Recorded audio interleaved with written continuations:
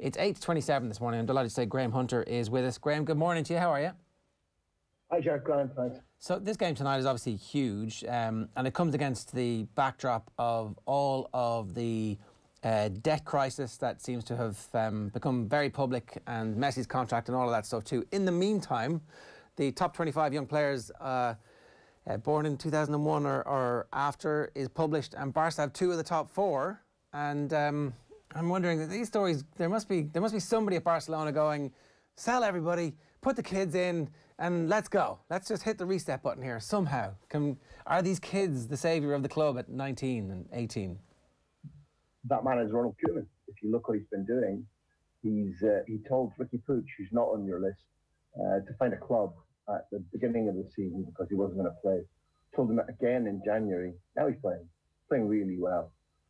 Ilech Mariba, who's barely really sniffed proper experience in the B team, started at the weekend against Alaves. Made a mistake, they gave one goal away, but made the opening goal for Barcelona. Mingueza, who was not even dreamed about as a first-team starter, has been terrific. He's raw, but he's very, very quick. He's a good footballer, and he's that most precious of commodities.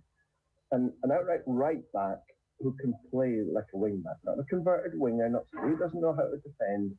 Mingueza, Araujo, who again wasn't featuring in any pundit analysis of key footballers for this season, although he patently had promised. The fact that he's out tonight, won't be at Camp Nou, won't play against Paris Saint-Germain, has been treated as a real major setback, which tells you how quickly he's made progress, this Uruguayan central defender, in intervening months. Another thing I'd say about the list that you mentioned, which is the keeps list of the top 20. They're right about the two Barca players because one of them is Ansu Fati, who's the youngest Spain scorer, the youngest Champions League scorer, the youngest to get a brace for Football Club Barcelona, etc. They've got him in the wrong order. Ansu Fati is superb. Pedri is simply off the charts. Young Pedri didn't grow up at La Masia, wasn't taught the Barca way, recently moved from Las Palmas, is as exciting a footballer as I've seen since Messi broke through. Not in any way playing the same game as Messi does, but literally at his age, Jared. I mean literally astounding. Okay, well tell us more. So what is this game, and when people are watching him, what should they be looking out for? Who does he remind you of? He's a throwback to 30, 40 years ago.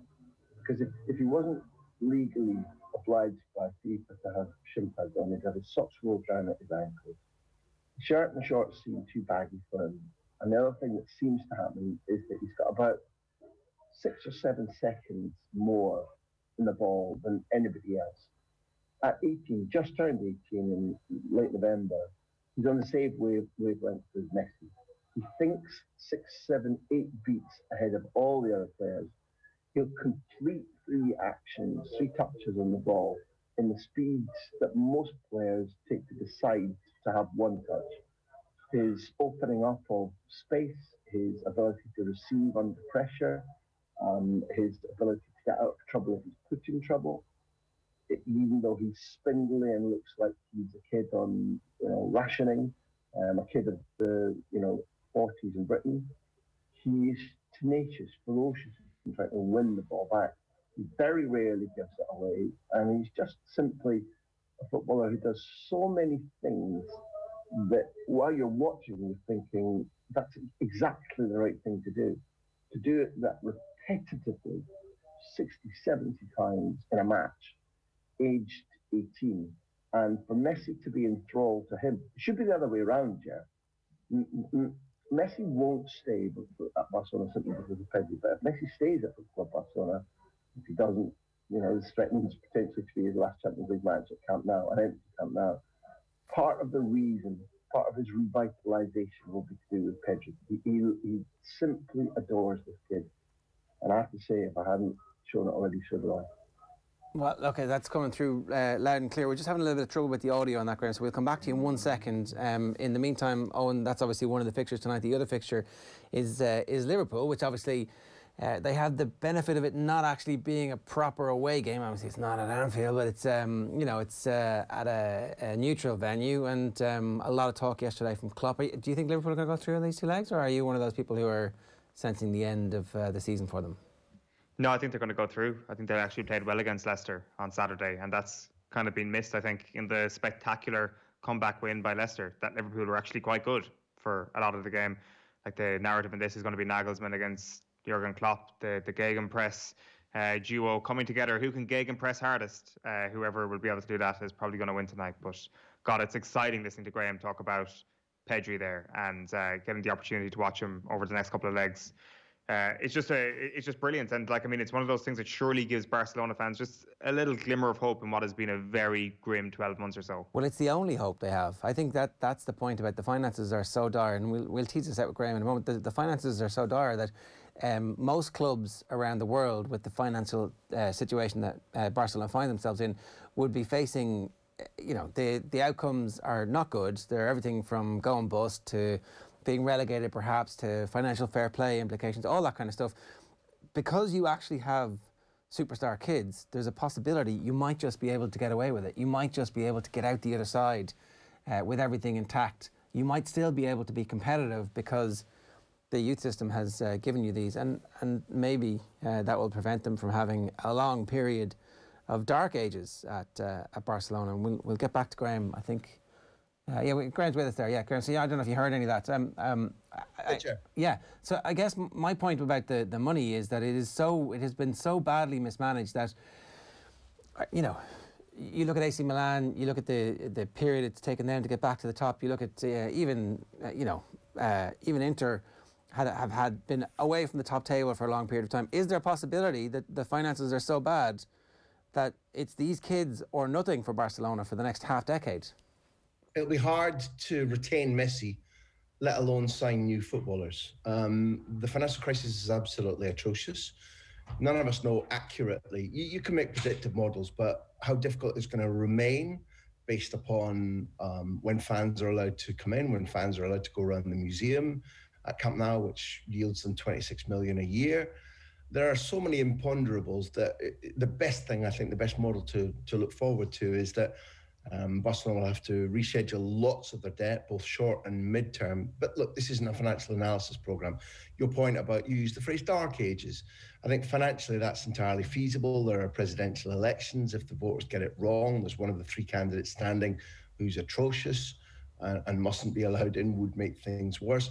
So first of all, your point about Barcelona needing to rely on kids that they didn't count on is perforce true.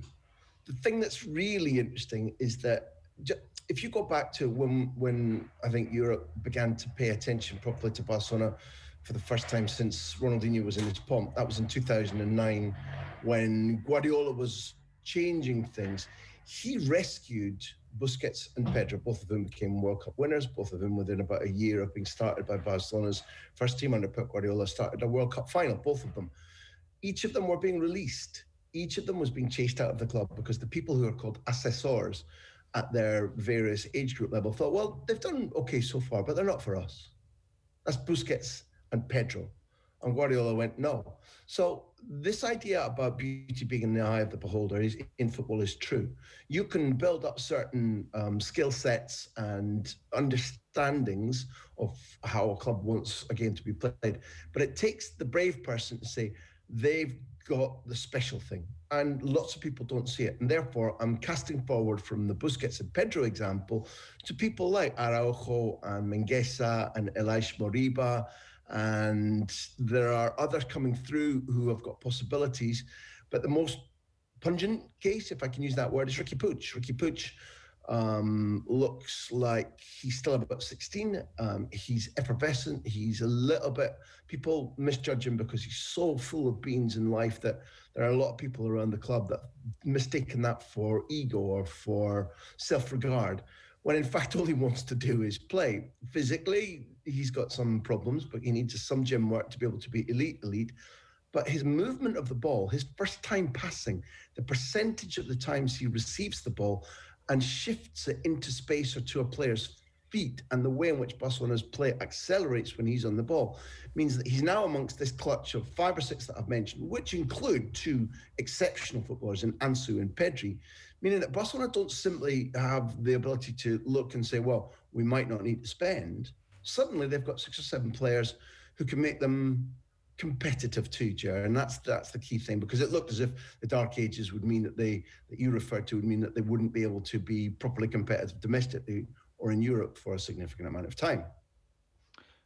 We just lost you when you were mid-flow on Pedri there, Graham. I just want to go back just for one more question, because we've got a new documentary on Ronald Koeman coming out over this week, I think. It's in the Dutch language, but it's been quickly translated, and there's a scene where he's in a taxi going to training, and he's being told about Pedri, and there was a suggestion that he's the new Laudrup or the new Iniesta. So the hype was around this guy, and he seems to be delivering on this incredible hype, Graham, which is almost as impressive as his incredible talents. You're right in what you report, that these comparisons are being made. I don't think they're useful, because you're not only simply comparing an 18-year-old to 2 of the all-time legends, but Pedri is different. He's not Iniesta. There are elements of Xavi's passing game about him. And while you can never really expect an 18-year-old to reach those heights, because there are so many obstacles for any footballer, not least injury, that I think the comparisons, and I'm not trying to be defensive of Pedri and saying they won't help him, for those who haven't watched him yet, but are watching Off the Ball AM, go and look at this footballer, because he'll bring you joy. You'll see football played in a way which is uplifting. You'll be off your seat, off your couch going, yes, that's the right thing to do. That's amazing. Oh, he's done it again. What I'll be really interested in is a comparison with Phil Foden, because it's really clear that Manchester City have got a little machine of a footballer there who does clever things, simple things, does things that project his team forward, has begun to add goal scoring to his game. He's been taught by Guardiola. And therefore, in terms of yardsticks, although Foden is more experienced and a little bit older than Pedri, there are huge similarities in their style of play. And that means when I speak to you, I never speak on a parochial basis. You've got a pan-European view. We've got 2 really exceptional, exciting footballers that will bring you to, if you can't travel, if there's a pandemic, if you can't afford to go to City, if you can't afford to go to Camp Nou, that will bring you to your television screen over and over again. And one of the things that I think is really important is that there's a sense of renewal. As we come towards the end of 2 brilliant, brilliant careers in Cristiano and Messi, not there yet, but we're evidently in the autumn, to see not just new players, but players of utterly exceptional talent coming through, I just find that exciting. And Pedri's a gem. And I would be saying that if he was playing for Doncaster, Rangers, Botafogo, it doesn't matter. He's utterly off the scale exciting. Yeah, a reason alone to watch tonight, I think it's fair to say, Graham. It's interesting that you've picked Phil Foden for comparison there, because we did want to talk to you a little bit about Pep Guardiola. And in the aftermath of their great win against Spurs on Saturday, he said that we don't have players who can win the game by himself. We don't have a Messi, a Cristiano, Mbappe or Neymar. We have to do it as a team. And I wonder, Graham, if you think that there's just an extra level of satisfaction about Pep Guardiola this season, where he's seen his best player get injured and he's thought to himself, this is going to get the very best out of me as a manager. I think you're right. I think he's refreshed. If you go back to the Carabao Cup final against Chelsea, that was won, the Kepa incident, that was won on penalties. After that, anybody who knows him will tell you that he was utterly exhausted, that it was one of the rare times that he didn't want to jump out of bed and get to training the next morning. I think, personally, that we're seeing a different Pep Guardiola now. They've gone through what was a spell in abeyance in terms of physically. They were low in terms of just mental energy. I thought across the squad there was a little bit of a dip last season, partly to do with their exertions before, partly to do with knowing that Liverpool had their number. That's changed. I think that there are other circumstances than simply Pep bringing the best out of himself because of the absence of stars. For example, I don't believe that City are one of those clubs, much though we all want fans back, that is most brutally affected by not having fans there. I think that in these pandemic times, once the stories are told, once football teams, squads personnel come through this. We all come through this. The backstory will be people will start to tell you about how much they suffered, how much they were fearful, how much they were fearful for their families, how much they found the sprint finishes across Europe last summer when the leagues were restarted, the short pre-season, this deluge of football. Players will tell you how much they've suffered, more than they're saying now. And when Manchester City use the ball so efficiently, keep the ball, expend energy more intelligently, I think that's helped them bob up and become elite again, because that's the way they're constructed, which goes back to your point. It's not simply Pep reacting to adverse circumstances. It's the systems and the ideas, the playing philosophy that he put in place from the moment he joined Manchester City that are yielding extra dividends now. And I find them very exciting too, because I think your point is clearly, Gundogan is just the simple shining example. When players have been missing because of injury, Aguero or De Bruyne are the key ones. Sterling has kept his beat. Gundogan has shone. Stones has shone.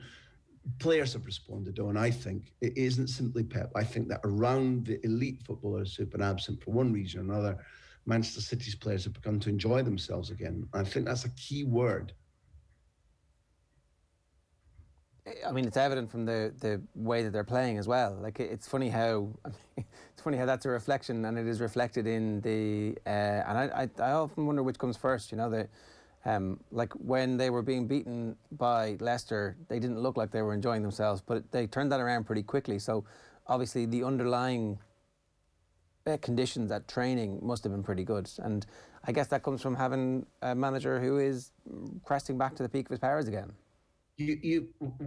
Since we've begun talking about Pep Guardiola, I don't know whether I've got it across, but I've tried to convince that players need to be engaged with him. They need to understand. They need to want to play that way. He's demanding. He can be a complete pain in the arse. It's not a simple brand of football to play, and therefore you need to engage, and then you need to begin to enjoy the benefits.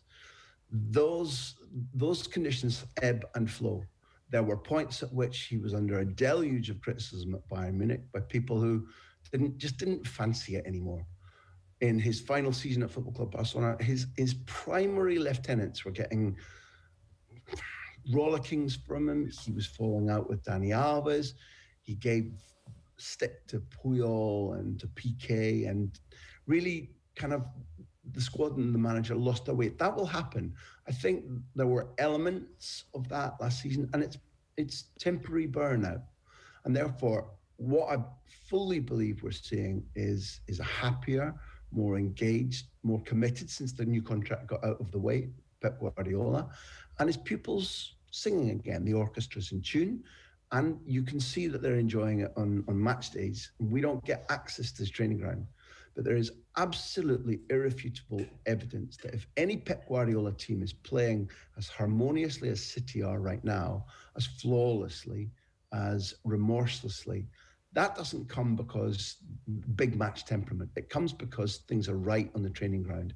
That's a harder thing to achieve with multimillionaires and players who hear the same message day in, day out, non-stop from an intense guy. That's really hard to achieve.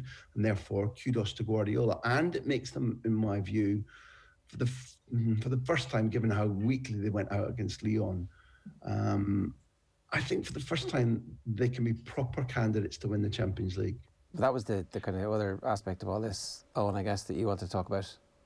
Well, I think, Graham, this is like going to be possibly the angriest Champions League knockout phase we've ever seen. So many people have a point to prove, whether it is Pep Guardiola getting over the line with Manchester City and getting their Champions League, whether it's Cristiano Ronaldo saying to Real Madrid, I can win a Champions League without you, whether it's Barcelona, for the reasons that you just said, Paris Saint-Germain, similar to Manchester City, and Liverpool probably want to right the wrongs of the domestic season as well, which all points to the fact that Bayern Munich are going to run away with this thing, and it's going to be a very boring conclusion altogether. You kind of forgotten Atleti, True, who are sick to death of losing finals against Real Madrid.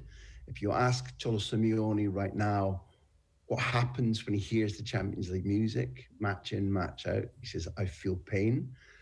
They may not be outstanding candidates in the field that you've mentioned, but they must be dark horses. Suarez isn't a player who tends to score very many away goals in the Champions League anymore. That's a problem. But domestically, He's flourishing from having a team around him that really knows how to play, and they're a naturally angry bunch, Atleti. So add them to your queue of teams, and I'd throw in Bayern Munich too, because you talked about procession. I think you did it provocatively. But even though they're world champions now, and even though everybody's patting each other on the back, 5 weeks ago they were playing atrociously, really atrociously. And in my view, they are a product of a system. They're a terrific squad. They're terrifically physically fit, and they're playing in a way that Flick has drilled them. Are they individually absolutely outstanding? No, there's a clutch of players who are outstanding. Does that mean that they're guaranteed to win this Champions League? I don't see it that way. I definitely seen this being more competitive than last season's was, and whether it's angry or artful, bring on more Champions League as far as I'm concerned. Can't wait for tonight at Camp Nou. And whatever Leo Messi chooses to do, i.e. whether he renews or whether he's the architect of knocking Paris Saint-Germain out, I really don't want, call me a little bit sentimental, I don't want Leo Messi's last Champions League game for Football Club Barcelona to be in an empty stadium in a cold February night against anybody, never mind whether it's PSG or not. So if PSG knock him out, I hope he renews and plays again, because the Camp Nou, not just Messi, the Camp Nou deserves to say thanks and cheerio, maestro, but not like it'll be tonight. Tell me, what do you think will happen tonight? If you'd asked me 9-10 weeks ago, I wouldn't have had a doubt that full strength PSG probably win both games. Now I don't think it's as simple as that. At the back, Barcelona had problems in that Piqué might play, but he's been out for weeks and weeks. He decided not to have an operation on a meniscus problem, and therefore it's a huge risk if he does play, but he's pretty much back. He's training right now as we speak. Araujo is out. These are real problems. Barcelona are competitive though. They play really attractively. Their bench is suddenly strong. When Puig comes off the bench, when Trincao comes off the bench, even Braithwaite's aggressive running. The 11 will be Pedri, Busquets, De Jong in midfield with Griezmann, Dembele and Messi up front. The back four is up for grabs depending on whether Piqué makes it or not. And frankly, with Neymar out and Paris Saint-Germain, if you watch the game against Nice at the weekend, they had their work cut out. Often domestic football and a big team reacting to a Champions League night, there are no similarities. But Barcelona are competitive again, and if they can keep this score tight, whether it's a draw, a single goal win, single goal defeat, they'll go to Paris probably with more key players in good nick again, and that means we'll have a beautiful second leg tie. It's competitive is what I'll say to you. And if Messi and Dembele and Pedri go crazy and establish a win, then Pochettino's return to his beloved Barcelona. I interviewed him recently, and he said it's like the positive energy of fate drawing me back to a city that I love. Well, that's true, and he's welcome back. He's a fantastic manager, but he's got a tougher tie than he would have imagined when he was looking at it 6, 7, 8 weeks ago. Well, it's game on. Graham, great stuff. You've certainly whet the appetite. Thanks a million. Cheers, fellas. Graham Hunter there giving us some thoughts ahead of tonight's Champions League game involving Barcelona and Paris Saint-Germain. We'll talk about the Liverpool game a little bit later on with Phil as well. At 8:50 this morning.